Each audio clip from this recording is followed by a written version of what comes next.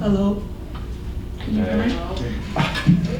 How are we doing? Does anyone need to get up and stretch? I know we've been here for a while.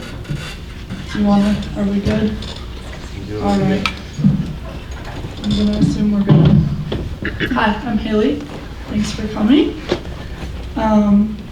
Originally, I was gonna focus my performance lecture on the concept of nostalgia and how it affects us interpersonally. I started to do research on the brain and collect an archive of pictures from my childhood. But as I was doing this, I started to feel uneasy. As I went back and forth between scrolling on social media and looking at pictures from my past, something felt off. It didn't take me long to realize what it was. For over half a year, we've been consuming pictures and videos of children being brutally murdered in the Gaza Strip. We've been witnessing a genocide in real time behind our phone screens. Sorry, I'm nervous, guys. No wonder I felt like shit looking at pictures of me as a happy little girl eating birthday cake in the safety of my home. More than 15,000 children in Gaza will never get that luxury. So, instead of talking about nostalgia, I will be talking about student protests. Around 40,000 Palestinians have died since October 7th. I'm just going to repeat that again. Around 40,000 Palestinians have died since October 7th. That is over 6 times the DU undergrad class. With our tax dollars funding the Israeli government, we are actively contributing to this genocide. As bombs continue to drop with no ceasefire in sight, it is up to us to use our privilege to stand up for those who can't. This is where student protests become crucial. As college students in the US, we are all taught about protests from the women's suffrage, the civil rights movement, the Vietnam War, Stonewall, Black Lives Matter, and the list goes on. We are taught to exercise our rights as US citizens and use our freedom of speech to fight for equality. This practice has been passed down for generations in our country. We have witnessed decades of protests that have come in different shapes and sizes for causes all across the board. It's important that we continue to research and learn from those who have done it before us so that we can continue to fight against injustice. So why is it crucial for students to protest? No, just give me 1 second. I'll pull up the video. You know? I think student protests are important because education in the United States is a huge institution and it's become very privatized, and it's now replicating a lot of the systems that white supremacy and this capitalistic and colonial culture in the United States and around the world has caused, especially through like industrialization. And our educational institutions have become more in line with business models instead of the true democratic fashion that they should be, which is led by students and for students. We're here to learn from each other. We're here to have conflict. We're here to have dialogue. And when there are powers that be above us that are not acting in our best interest, we're not able to be in a learning environment that is truly conducive to progressing us forward and pushing us to be even better thinkers than we were before.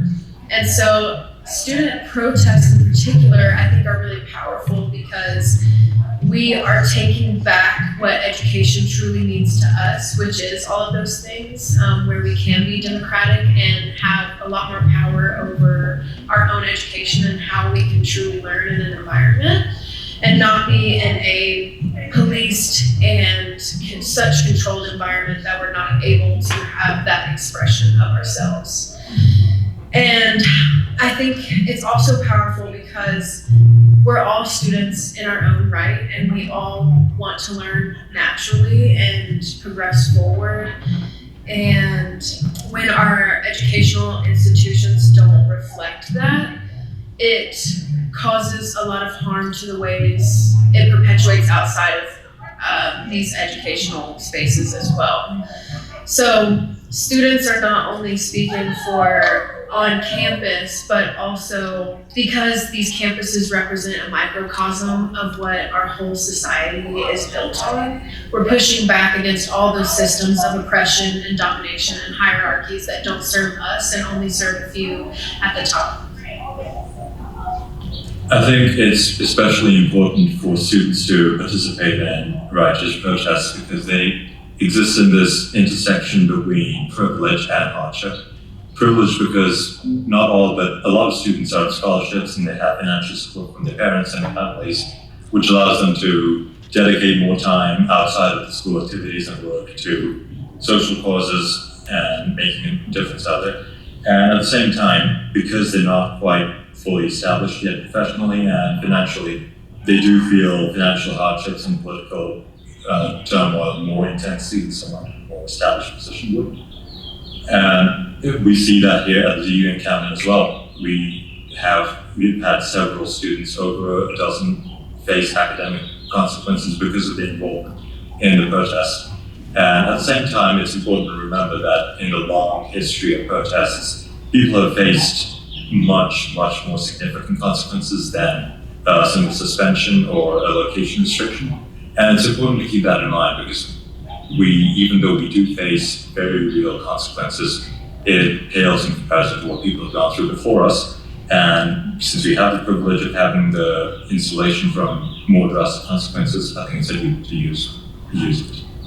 I think it's important because most religions have some form of the idea that students and young people are closer to the divine than older generations. And therefore, by coming out here and doing something like this and protesting what we believe in, we are taking a hold of that inner divineness that we have within ourselves and teaching the older generations what we believe in and how to run the world. I think student protest is really important because students are the voices of the future. They're the ones who are going to be leading. They're the ones who are going to be delegating in the future. They're the ones that are taking the roles and the jobs that exist in our day-to-day lives. They're going to become the doctors, the judges, the teachers, and so on and so forth. And so when students protest, it's important for their voices to be heard. Additionally, students pay tuition to the institutions that they attend. And so it's very important for them to be talking to the people that they're putting trust in, to take care of them with their education, and also just providing them with a brighter future, whether that's provided with an alumni network or anything of that standard. So student protest is really important because the students are the ones who will be taking on the world after the people in power, go on, because it's a cycle. And I think that for these students to be ignored, it's honestly very disheartening because they're the ones who spend the majority of their time learning.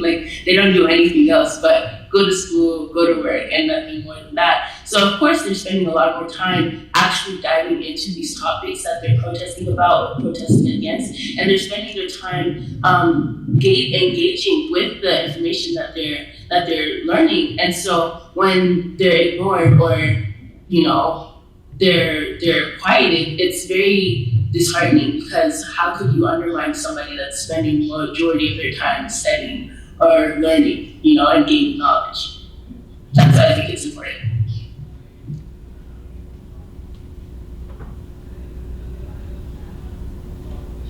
One second. Okay. So these are videos that I collected from students who found it important to go out and protest or participate in demonstrations. As you can see, everyone has personal views that have guided them to this point. The encampment at DU was created by students who found it important to hold the university accountable for the part that they play in this genocide. These are students that are willing to put their bodies on the line to fight for a free Palestine. This encampment, as well as the many others across the country, have created a community for people with different backgrounds to come together and learn from each other. This creates a sense of safety and trust that is crucial when making demands to organizations and establishments of a higher power. The purpose of this camp, as stated by DU for Palestine, is simple.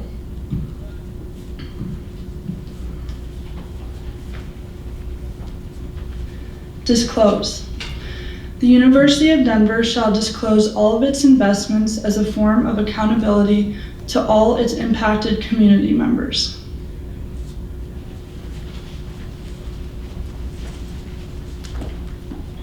Divest. The University of Denver shall divest from all companies invested in and responsible for the illegal occupation, apartheid, and genocide of Palestinians in the West Bank, Gaza, and historic Palestine.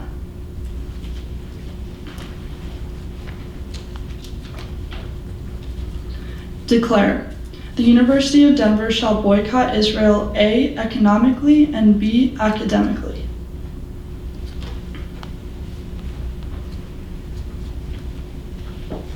Defend.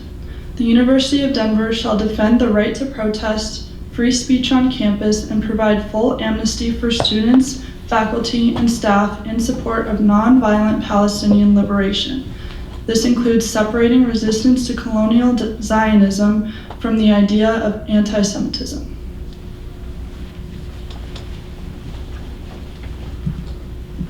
Decolonize. Require all key administrators and board members to go through education and facilitators curated from the Jewish Voice for Peace and impacted Palestinian students about the history of Palestine. Remove the memorialization of John Evans from campus names, acknowledge the local genocide, and install education about these local issues as led by impacted students and professors. Why do we need to make these demands? Continuously throughout this conflict, our government, as well as the Israeli government, has purposefully misinformed us to mask and justify the mass destruction of the Palestinian state. The US has been able to erase, hide, and confuse the general public about the reality of the violence the Palestinians have had to endure for the past 76 years. We are seeing just another example of colonization playing out right in front of our eyes, and it is disguised as a fair war. That is why students who are continually educating themselves on these topics are taking it into their own hands to fight the propaganda that is being fed to us. These are some of the books that students were reading at the encampment on our campus. While most of the people staying at these encampments are students, there are people of all ages and backgrounds that are ready to support as well. While visiting the encampment on our campus, I was able to learn from professors, activists, graduate students, artists, the list goes on. There have been multiple supporters who were once student protesters themselves. I'm lucky to have people in my own family that have been open about their experiences protesting on campus. I grew up hearing stories about the demonstrations that my grandparents would participate in.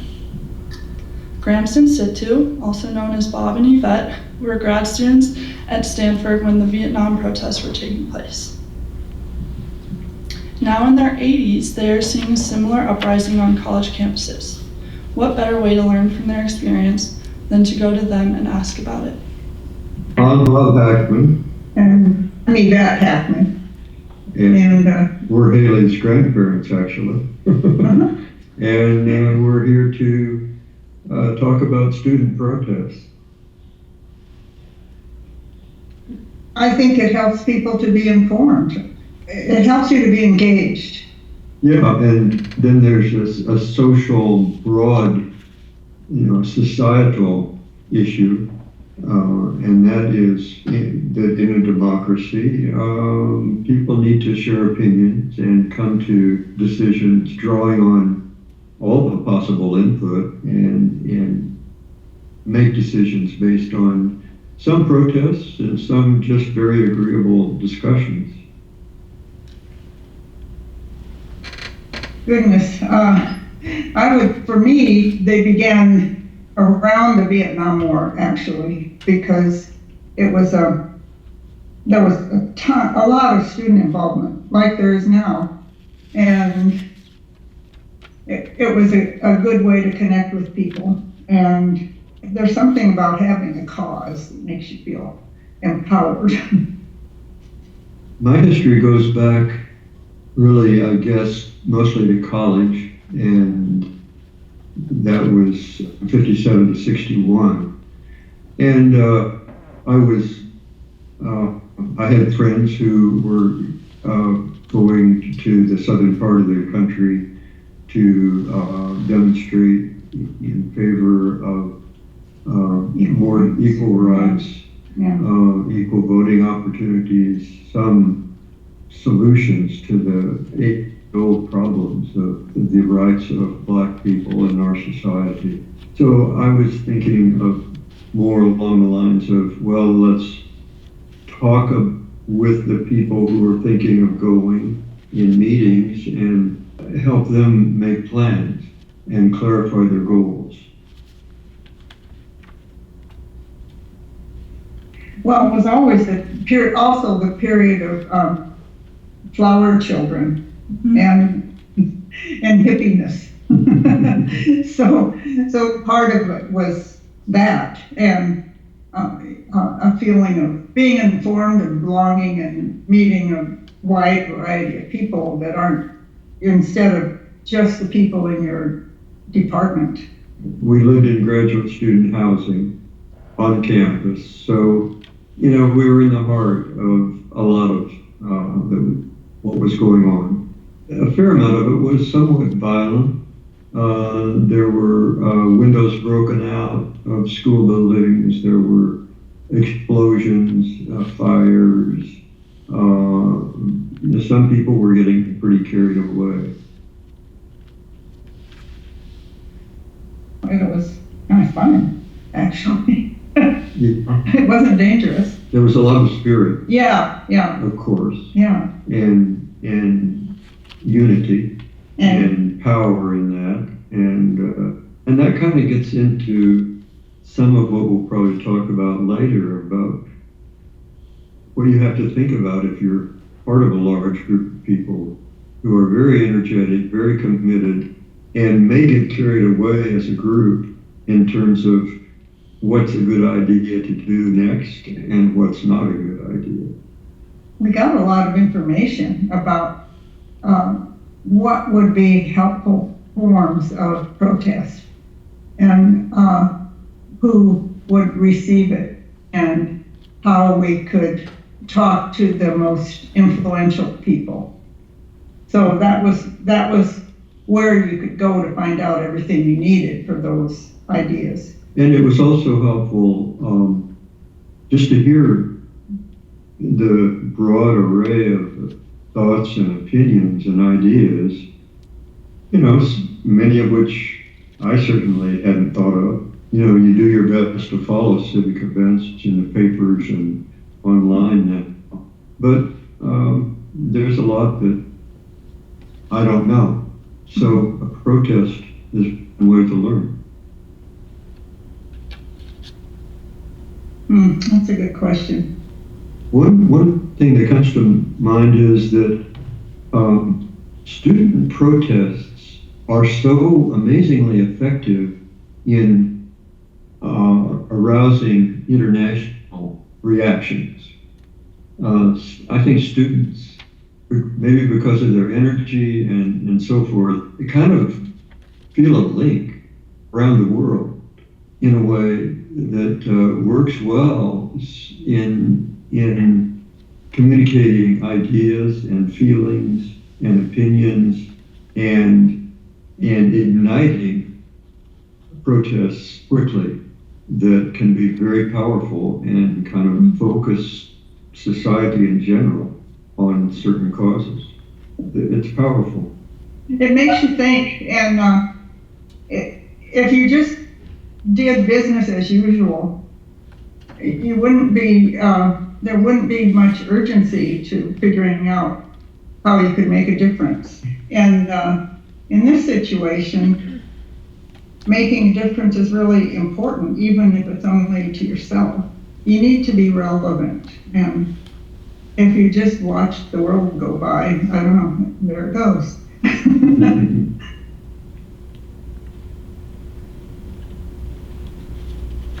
Oh, thanks for asking. A, be safe,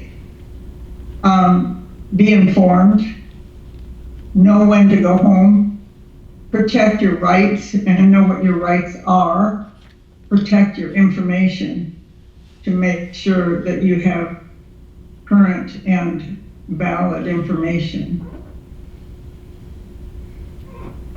Well, one thing that comes to mind, it's kind of a hackneyed, old-fashioned way of protesting, but it can be incorporated into these more active ways we've been talking about, and that is just writing letters. Yeah, that's exactly what I was going to say. Letters, yeah. Within a protest, there could be tables set up so that people in their spare time there could be writing. There could be key addresses, stationery, on and on, because politicians do respond to that sort of thing, and that would kind of serve as a way of linking the goals of the protests to the concrete ways that are available in society to hopefully influence the decision making through people who are already in office. Well, and the other thing about that sort of an activity is that then that can carry over to once the protest is over, person's gone on in life, years have passed, it may become kind of a habitual way for individuals to continue to be involved. What I'm thinking of here is I'm Lebanese, and when I look at the Israeli and Palestinian issues, you know, the southern border of Lebanon is Palestine or Israel, and there's a lot of experience that people have with each other, and I would be afraid to go out in a crowd and yell, "Yay, pro-Palestine!" But you know, they're close to my heart, and so for that sort of reason, I don't want to be there. You know, I have a different sort of fear, like somebody might want to kill me.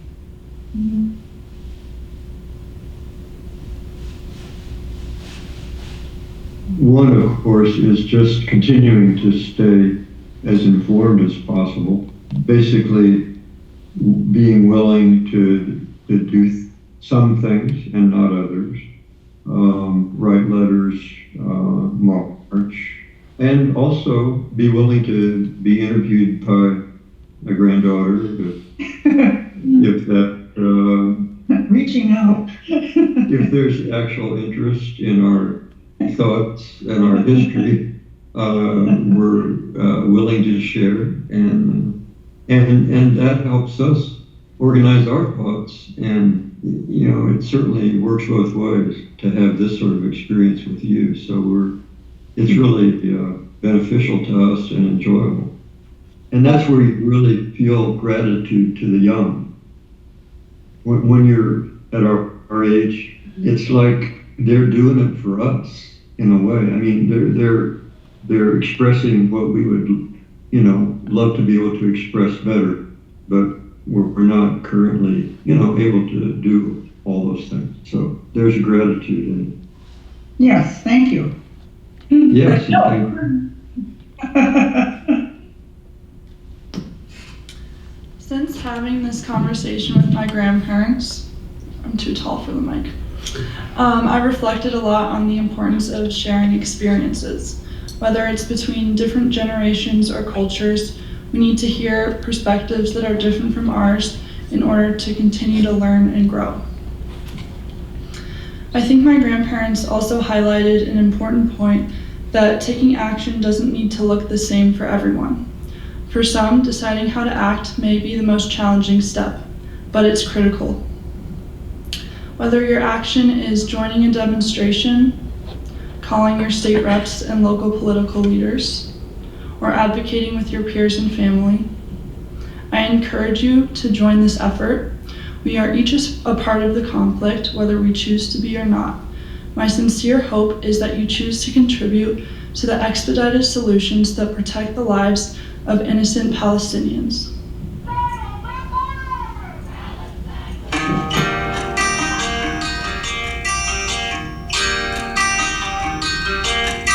War isn't murder, good men don't die, children don't starve, and all women survive. War isn't murder, that's what they say when you're fighting the devil. Murder's okay. War isn't murder, they're called casualties. There ain't a veteran with a good night's sleep. Let's talk about dead people.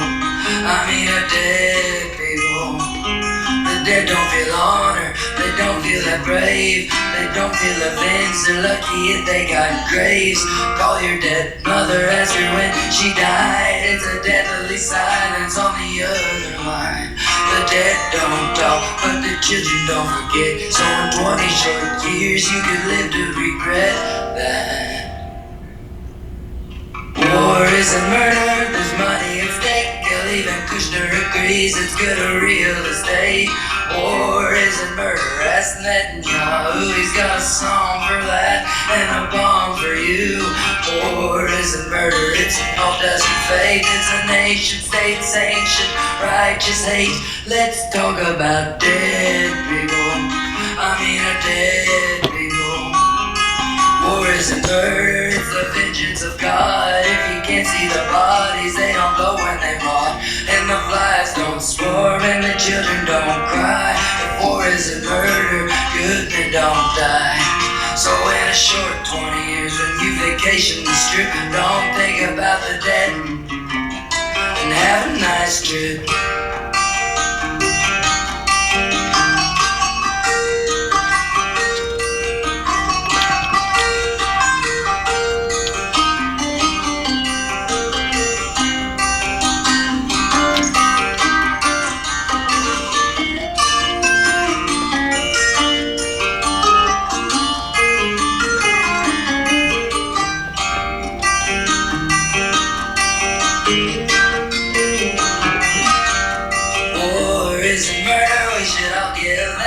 Saw it on a movie, give it up for Tom Hanks. War isn't murder, they don't ship out the poor, and the bullets they fire aren't part of the cure. War isn't murder, land is a right, but the bank's called dibs, it's something you can't fight. Let's talk about dead people, I mean a dead people. The dead don't feel honor, they don't feel that brave, they don't feel avenged, they're lucky if they got graves. War isn't murder, ain't a river of blood stretching all through time and raining down in a flood. It's a dark sacrifice made on your behalf, so get down on your knees and thank the sweet Lord that war isn't murder. Thank you.